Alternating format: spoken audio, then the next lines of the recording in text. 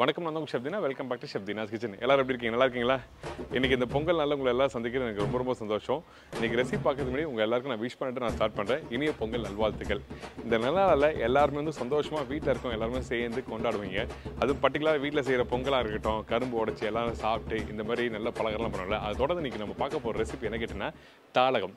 இந்த தாளகம்னா என்ன கேட்டிங்கன்னா நம்ம நாட்டு காய்கறி வச்சு பண்ணுற ஒரு ப்ரிப்ரேஷன் தான் இந்த தாளகம். இந்த ரெசிபி வந்து 2 மாதம் வந்து சமைப்பாங்க. அதாவது பர்டிகுலர் ஆடி மாதம் பண்ணுவாங்க, அதுக்கப்புறம் இந்த மாதிரி தை மாதம் பண்ணுவாங்க. எதுக்காக பண்ணுறேன்னா ஆடி மாதத்தில் தான் வந்து இந்த நாட்டு காய்கறிலாம் வந்து விதைப்பாங்க. விதைச்சி அது முளைச்சி ஒரு காயாக வர்றது வந்து தையில் தான் பண்ணணும்னு சொல்லுவாங்க.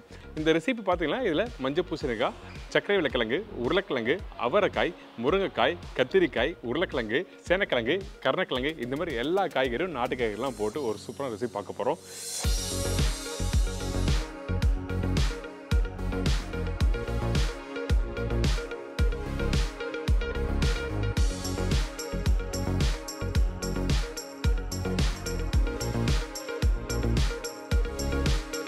இது தொடர்ந்து நம்ம இன்னொரு ரெசிபி பார்க்க போகிறோம். அதாவது பொங்கல்.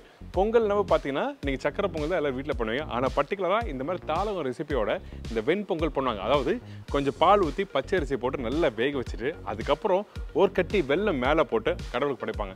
ஸோ இந்த மாதிரி ஒரு ட்ரெடிஷ்னல் ரெசிபி தான் நம்ம பார்க்க போகிறோம். அது மட்டும் இல்லைங்க, இந்த பொங்கல் ரெசிபி பண்ணுறதுக்கு ஆட்டோபாங் மிக்சி கிரைண்டர் யூஸ் பண்ணி தான் நம்ம பண்ண போகிறோம். வாங்க இந்த ரெசிபி எப்படி ரெடி பண்ணுறது பார்க்கலாம். இந்த ரெசிபிக்கு தேவையான பொருட்கள் பார்த்துடலாம். இந்த ரெசிபிக்கு தேவையான பொருட்கள் மிக்ஸ் வெஜிடபிள் 1/4 கிலோ, தேங்காய் 2 பத்தை, புளி மீடியம் லெமன் சைஸ், வெங்காயம் 2 நம்பர், தக்காளி 2 நம்பர், மஞ்சத்தூள் சிறிதளவு, குழம்புத்தூள் 2 டேபிள் ஸ்பூன், சீரகம் 1/4 டீஸ்பூன், கடுகு 1/4 டீஸ்பூன், கருவேப்பிலை சிறிதளவு, கொத்தமல்லி தேவையான அளவு, உப்பு தேவையான அளவு, நல்லெண்ணெய் சமைக்கிறதுக்கு தேவையான அளவு. இதாங்க இந்த ரெசிபிக்கு தேவையான பொருட்கள். India's first mixer grinder with BLDC motor. அது மட்டும் இல்லைங்க, கம்மியான பவரில் பெட்டர் பர்ஃபார்மன்ஸும் கொடுக்குது. 4 ஜார் உள்ள ஆட்டோபாக் மிக்சி கிரைண்டரில் நீங்கள் ஜூஸிங், கிரைண்டிங், சாப்பிங் எல்லாமே பண்ணலாம். அது மட்டும் இல்லைங்க, இந்த ஆட்டோபாக் மிக்சி கிரைண்டரில் பிளக்இன் பண்ண உடனே orange colour LED light indication வரும். நீங்கள் ஜார் ஃபிக்ஸ் பண்ணதும் ஆட்டோமேட்டிக்காக சென்ஸ் ஆகி ப்ளூ கலர் லைட் மாறும். அதுக்கு பிறகு நீங்கள் விருப்பப்பட்ட மூடில் வச்சு நீங்கள் அரைச்சிக்கலாம். இதில் இருக்க ஸ்லோ மோட் ஆப்ஷனில் தேங்காய் நீங்கள் கையில் திருவுற மாதிரி நீங்கள் பண்ணலாம். நீங்கள் ரெகுலராக வீட்டில் தேங்காய் திருவும் போது மசிஞ்சிரும். ஆனால் இந்த மிக்சி யூஸ் பண்ணி பண்ணும்போது ஸ்லோ மூடில் உங்களுக்கு அப்படி ஆகாது. நீங்கள் சாப்பரில் யூஸ் பண்ணும்போது சின்ன சின்ன துண்டாக கட் பண்ணி காய்கறியை நீங்கள் பொடிசாக இதை கட் பண்ணிக்கலாம். ஜூஸுக்கு ஸ்லோ மூட் ஆப்ஷன் நல்லாயிருக்கும். ஏன் கேட்டிங்கன்னா நீங்கள் நார்மலாக மிக்சி வீட்டில் யூஸ் பண்ணும்போது வந்து பழத்தில் இருக்க விதை வந்து பிளெண்ட் ஆச்சுன்னா கசப்பு தன்மை வரும். ஆனால் இந்த ஸ்லோ மோட் ஆப்ஷனை நீங்கள் யூஸ் பண்ணுறதுனால அந்த விதை வந்து பிளெண்ட் ஆகாமல் வெறும் ஜூஸ் மட்டுமே பிளெண்ட் ஆகி நல்ல ஒரு டேஸ்டான ஒரு ஜூஸ் உங்களுக்கு கிடைக்கும். இந்த MG1 மிக்சர் கிரைண்டர் 485 வாட்ஸ்லேயே 1000 வாட்ஸ் மிக்சர் கிரைண்டர் போல் எஃபிஷியண்ட்டாக இருக்கும். இந்த MG1 மிக்சர் கிரைண்டர் யூஸ் பண்ணி நீங்கள் வீட்லேயே மசாலா அரைச்சிக்கலாம். அதாவது ட்ரையாக பவுடரும் அரைச்சிக்கலாம், நீங்கள் தண்ணி ஊற்றி அரைக்கிறதுக்கும் யூஸ் பண்ணிக்கலாம். அதாவது வெட் மசாலாவும் அரைச்சிக்கலாம். அது மட்டும் இல்லைங்க, 400+ சர்வீஸ் சென்டர் இருக்குது, 2+1 இயர் வாரண்ட்டி இருக்குது.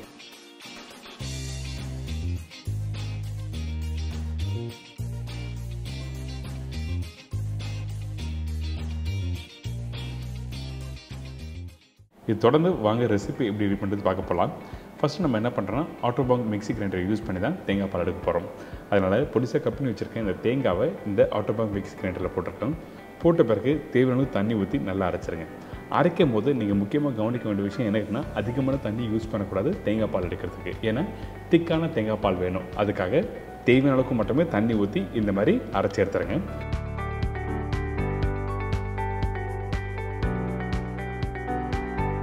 அதுக்கப்புறம் இந்த வேஸ்டேஜில் பார்த்திங்கன்னா இந்த திப்பி வந்து 2 விதமாக யூஸ் பண்ணுவாங்க. கொஞ்சம் காய வச்சு வீட்டில் கோலம் போடும்போது இந்த தேங்காய் வந்து யூஸ் பண்ணுவாங்க, அதாவது அந்த திப்பியை. அப்படி இல்லைன்னா நீங்கள் வீட்டில் செடிக்கு உரமாகவும் யூஸ் பண்ணலாம். இப்போ இந்த தேங்காய் பால் ரெடி ஆகிடுச்சு. இதுக்கப்புறம் நம்ம என்ன பண்ணுறோன்னா இங்கே கட் பண்ணி வச்சுருக்க காய்கறி, அதாவது நான் ஸ்டார்டிங்கே சொன்ன மாதிரி 250 கிராம் காய்கறி யூஸ் பண்ணுற சொன்னோம் பார்த்தீங்களா, அதில் நம்ம நாட்டு காய்கறி மட்டும்தான் யூஸ் பண்ணுறோம். அது பர்டிகுலராக பார்த்தீங்கன்னா மஞ்சள் பூசணிக்காய், கத்திரிக்காய், அவரைக்காய், சேனக்கிழங்கு, கருணக்கிழங்கு, உருளைக்கிழங்கு இந்த மாதிரி எல்லா காய்கறியும் கட் பண்ணி ரெடி பண்ணி வச்சுருக்கோம். இந்த காய்கறி யூஸ் பண்ணும்போது 7 வகை காய்கறி, 9 வகை காய்கறி, 11 வகை காய்கறி, அதாவது ஒத்தையில் தான் யூஸ் பண்ணணும்னு சொல்லுவாங்க பெரியவங்க. இப்போ நம்ம என்ன பண்ணுறோன்னா இந்த ரெசிபி எப்படி ரெடி பண்ணுறது சொல்லி நம்ம ஸ்டார்ட் பண்ணுறோம். அதனால் இந்த மாதிரி பித்தளை பாத்திரத்தில் கொஞ்சமாக நல்லெண்ணெய் யூஸ் பண்ணியிருக்கேன். இந்த எண்ணெய் சூடான பிறகு நம்ம என்ன பண்ணுறோம், கடுகு போட்டிருக்கோம். இந்த கடுகு கொஞ்சம் நல்லா பொரிஞ்சு வரும் பார்த்தீங்கன்னா, அந்த டைமில் சீரகம் போடுங்க.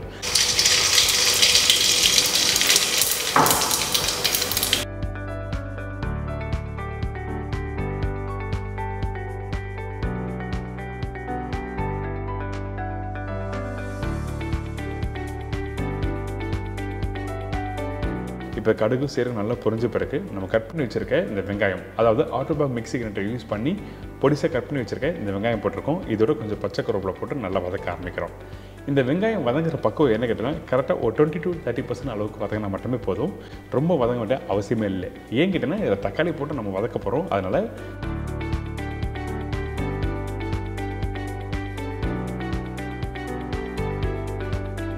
இதுக்கு பிறகு தக்காளி போட போகிறோம்.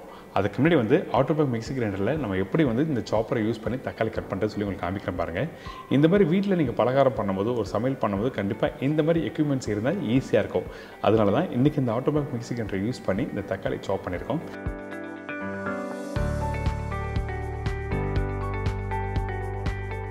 இதுக்கப்புறம் இது பொடிசாக கட் பண்ணி வச்சுருக்க அந்த தக்காளியை அந்த வெங்காயத்தோடு சேர்க்குறோம். இப்போது அந்த வெங்காயம் தக்காளி திருப்பி 2 நிமிஷம் நல்லா வதக்க ஆரம்பிக்கிறோம். வெங்காயம் 20% அளவுக்கு வதங்கினா மட்டுமே போதும் சொன்னேன். இப்போ இந்த தக்காளியும் சேர்த்து வதங்கும் போது என்ன ஆகுதுன்னா 50% அளவுக்கு வெங்காயம் நல்லா வதங்கியிருக்கும். இதுக்கப்புறம் கட் பண்ணி வச்சுருக்க இந்த நாட்டு காய்கறிகள், மஞ்சள் பூசணிக்காய், அவரைக்காய், உருளைக்கிழங்கு எல்லா காய்கறியும் போட்டிருக்கோம்.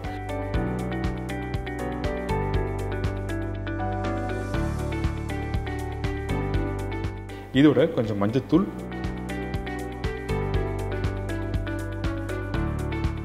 உப்பு, அதுக்கு பிறகு குழம்புத்தூள். இந்த குழம்புத்தூள் எந்த அளவுக்கு யூஸ் பண்ணலாம் கேட்டிங்கன்னா ஒரு 2 டேபிள் ஸ்பூன் யூஸ் பண்ணலாம். கொஞ்சம் காரம் அதிகமாக வேணும்னு நினச்சிங்கன்னா அந்த டைமில் ஒரு 1/2 டேபிள் ஸ்பூன் எக்ஸ்ட்ரா யூஸ் பண்ணிக்கலாம். இந்த மாதிரி குழம்புத்தூள் பண்ணுறதுக்கும் நம்மக்கிட்ட இருக்க இந்த ஆட்டோபாக் மிக்ஸி கிரைண்டர் யூஸ் பண்ணி நீங்கள் வீட்டில் ட்ரை பண்ணி பார்க்கலாம். இப்போது இந்த குழம்புத்தூள் போட்டாச்சுல, இந்த குழம்புத்தூள் போட்ட பிறகு இந்த காய்கறி எல்லாத்தையும் நல்லா மிக்ஸ் பண்ணுங்கள்.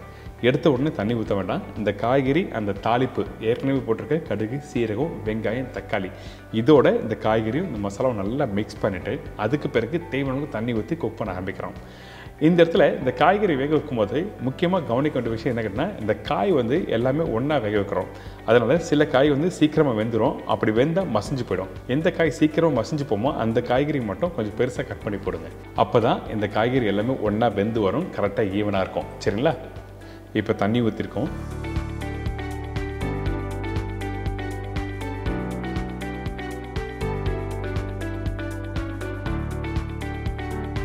இப்போ ஓரளவுக்கு நல்லா கொதிச்சு வருது பார்த்தீங்களா? இந்த மாதிரி கொதிச்சு வர டைமில் தான் நம்ம மூடி போட போகிறோம். அதுக்கு முன்னாடி இந்த காய் எந்த அளவுக்கு கரெக்டாக வெந்திருக்குன்னு நினச்சிங்கன்னா ஒரு 20 to 30% அளவுக்கு வெந்து வர டைமில் மூடி போடுங்க. எடுத்த உடனே மூடி போட்டுன்னா உங்களுக்கு வந்து அந்த குழம்பு வந்து கொதிச்சு வரும்போது அடி பிடிக்கிறதுக்கு வாய்ப்பு இருக்கும். அதனால் நம்ம என்ன பண்ணுறோம்னா இந்த மாதிரி 20 to 30% அளவுக்கு வெந்து வர டைமில் தான் மூடி போட ஆரம்பிக்கிறோம்.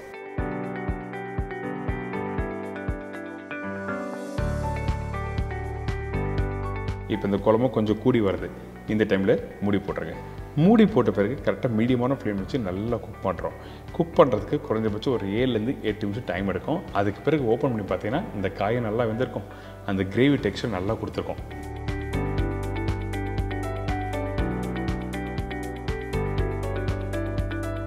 பார்த்தீங்களா? இந்த காய்கறியெல்லாம் நல்லா மேஷ் ஆகாமல் ஒன்றோட ஒன்று அப்படி முழுசாக தெரியுது. இந்த மாதிரி தான் வந்திருக்கணும். அதே டைமில் இந்த குழம்பு பார்த்தீங்கன்னா ரொம்ப கெட்டியாக தான் இருக்கணும். கொஞ்சம் தண்ணியாக இருந்தால் நல்லா இருக்காது. அதுவும் பர்டிகுலராக இந்த மாதிரி பொங்கல் ஃபெஸ்டிவல் பண்ணும்போது கிரேவி வந்து கொஞ்சம் திக்காக தான் இருக்கணும். இதுக்கப்புறம் நம்ம என்ன பண்ணுறோம், கரைச்சி வச்சிருக்க புளி தண்ணி ஊற்றிருக்கோம். இந்த புளி தண்ணி யூஸ் பண்ணும்போது திக்கான புளி தண்ணி யூஸ் பண்ணுங்கள். ரொம்ப தண்ணியை கரைச்சி வச்சிருக்க புளி தண்ணி யூஸ் பண்ணால் குக் பண்ணுறது ரொம்ப டைம் எடுக்கும். அதனால தான் திக்கான புளி தண்ணி போட்டு ஒரு 2 நிமிஷம் குக் பண்ணி முடித்த பிறகு தேங்காய் பால் யூஸ் பண்ணுறோம். இந்த தேங்காய் பால் எதுக்காக இந்த இடத்துல யூஸ் பண்ணுன்னா அந்த டேஸ்ட் நல்லா என்ஹான்ஸ் பண்ணி எடுத்து கொடுக்கும். அதனால தேங்காய் பால் இந்த இடத்துல யூஸ் பண்ணுறோம். தேங்காய் பால் போட்ட பிறகு ரொம்ப நேரம் குக் பண்ண வேண்டிய அவசியமே இல்லை. கரெக்டாக ஒரு 3 நிமிஷம் நல்லா கொதிக்க விடுங்க.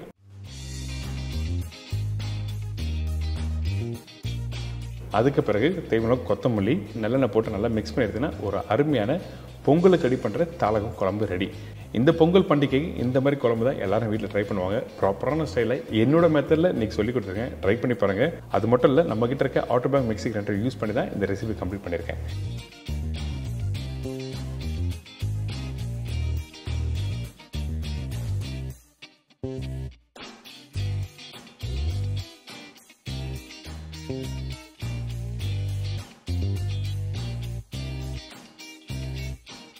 இதோட நம்ம பார்க்க போகிறது வெண்பொங்கல் எப்படி ரெடி பண்ணுறது பார்க்க போகலாம். வாங்க. அதுக்கு முன்னாடி இந்த ரெசிபிக்கு தேவையான பொருட்கள் பார்த்தலாமா? பொங்கலுக்கு தேவையான பொருட்கள்: பச்சரிசி 200 கிராம், பால் 100 ml, வெல்லம் 50 கிராம், உப்பு சிறிதளவு. இதாங்க இந்த ரெசிபிக்கு தேவையான பொருட்கள். இந்த ரெசிபி பண்ணுறதுக்கு நம்ம என்ன பண்ணுறோம், பச்சை அரிசியை 200 கிராம் தண்ணியில் நல்லா ஊற வச்சுருக்கோம். குறைஞ்சபட்சம் ஒரு மணி நேரம் நல்லா ஊறினா அரிசி சீக்கிரமாக வேகிறதுக்கு யூஸ்ஃபுல்லாக இருக்கும். அதனால் நம்ம என்ன பண்ணுறோம், தண்ணியில் ஊற வச்சுருக்கோம். அதுக்கு பிறகு நம்ம என்ன பண்ணுறோம், இந்த மாதிரி பித்தளை பாத்திரம் யூஸ் பண்ணுறோம். பர்டிகுலராக பொங்கல் அன்றைக்கி மண்சட்டி அப்படிலாம் மேலே பித்தளை பாத்திரம் யூஸ் பண்ணி தான் வீட்டில் எல்லோரும் பொங்கல் பண்ணுவாங்க. அதனால் ட்ரெடிஷ்னலாக நம்ம எப்படி பண்ணுறோமோ அதே மெத்தடில் இன்றைக்கி நான் பண்ணிகிட்ருக்கேன். இப்போது இந்த பித்தளை பாத்திரத்தில் தேவையான தண்ணி ஊற்றிருக்கோம். இந்த அரிசி வேகிறதுக்கு தேவையான தண்ணி ஊற்றிருக்கோம். அதுக்கு பிறகு நம்மக்கிட்ட இருக்க இந்த பாலை ஊற்றுறோம்.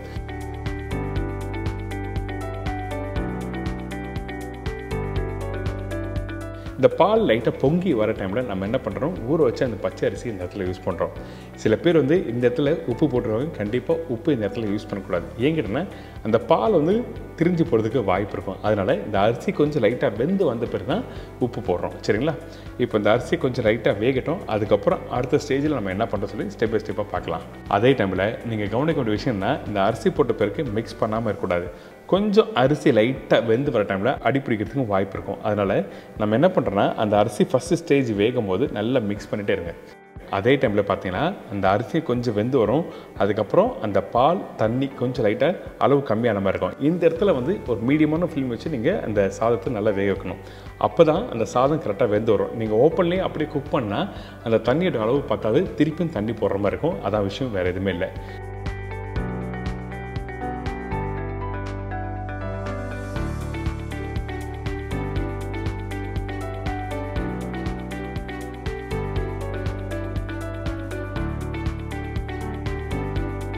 இப்போ தேவையான அளவுக்கு கொஞ்சம் உப்பு போட்டிருக்கேன். உப்பு உங்களுக்கு எந்த அளவுக்கு வேணுமோ அந்த அளவுக்கு நீங்கள் போடலாம். சில பேர் அரை உப்பு மட்டும்தான் போடுவாங்க. அதுவும் பர்டிகுலராக இந்த மாதிரி ஃபெஸ்டிவல் பண்ணும்போது. இப்போ உப்பும் போட்டாச்சு. இப்போ ஆல்மோஸ்ட் ரைஸ் ரெடி ஆகிடுச்சு. இந்த இடத்துல ஈவனாக தம் கட்ட ஆரம்பிக்கிறோம். அதுக்கப்புறம் ஒரு மூடி போட்டு கரெக்டாக ஓப்பன் பண்ணி எடுத்துன்னா இந்த பொங்கல் ரெடி.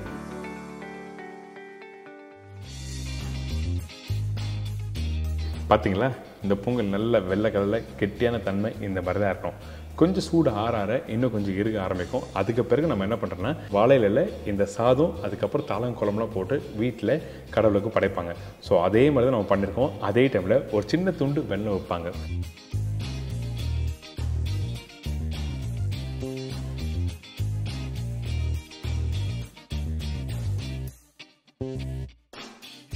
ஸோ இந்த மாதிரி ட்ரெடிஷ்னலாக பண்ணுற ரெசிபி இன்றைக்கி நம்ம சேனலில் உங்களுக்கு காமிச்சிருக்கேன். கண்டிப்பாக ட்ரை பண்ணி பாருங்கள். எல்லாருக்கும் ரொம்ப பிடிச்சிருக்குன்னு நினைக்கிறேன். அது மட்டும் இல்லை, ஆட்டோபாக் மிக்ஸி கிரைண்டர் யூஸ் பண்ணி எப்படிலாம் நீங்கள் வீட்டில் பண்ணலாம் அப்படின்னு சொல்லிட்டு உங்களுக்கு சூப்பராக சொல்லி கொடுத்துருக்கோம். ட்ரை பண்ணுங்கள், என்ஜாய் பண்ணுங்கள். இனிய பொங்கல் நல்வாழ்த்துக்கள். அனைவரும் எல்லோரும் வீட்டில் ஜாலியாக என்ஜாய் பண்ணி கொண்டாடுங்க. See you, bye-bye, take care.